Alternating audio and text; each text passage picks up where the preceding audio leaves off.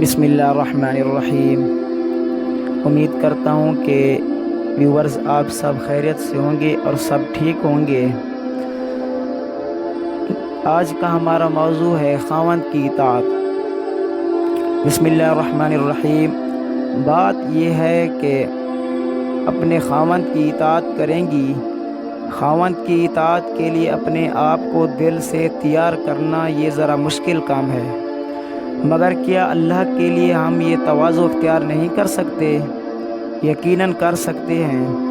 اسی میں ہمیں اپنے نفس کو پامال کرنا ہے۔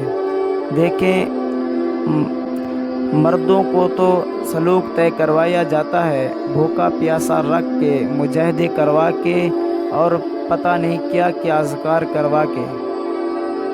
اللہ تعالیٰ نے عورت کا سلوک مرد کی یعنی خاوند کی اطاعت کرنے کے اندر طے کروا دیا۔ اسی لیے عورت کے دو پیر ہوتے ہیں، ایک ہوتا ہے پیر بعید جس سے عورت بیعت کرتی ہے، یہ سنت عمل ہے، وہ پیر ہوتا ہے۔ اس کی ہر بات چونکہ شریعت کے مطابق ہوتی ہے، لہٰذا ماننی ضروری ہوتی ہے۔ اور ایک پیر بیت ہوتا ہے، عربی میں بیت گھر کو کہتے ہیں، تو گھر کا پیر خاوند ہوتا ہے۔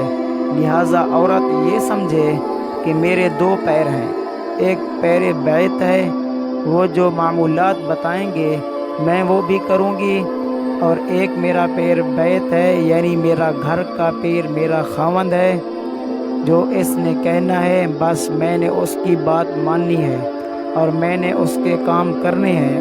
اس کو کہتے ہیں اطاعت بعلہا، جو اپنے خاوند کی فرما برداری کرے۔